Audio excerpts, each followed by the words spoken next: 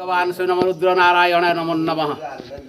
ये होती महादेव प्रसिद्ध शैवपीठ राजपीठ मंदिर खंडपड़ा गड़जातर श्रेष्ठ मंदिर रामेश्वर महादेव पठाणी सामंत जन्म ये बाबा आशीर्वाद ए विषय तो किमंती बहुत किसी अच्छी निश्चिंत तेणु तथापि जी सूचनाजनक शंकर भगवान पाखे जहाँ मानसिक कराए सब पूर्ण हुए। सब जादू काछु पुत्रहीन माने पुत्र पाती असुस्थ लोक मैंने सुस्थ होती शंकर भगवान मानसिक कले सब जिनस गुड़ा हुए।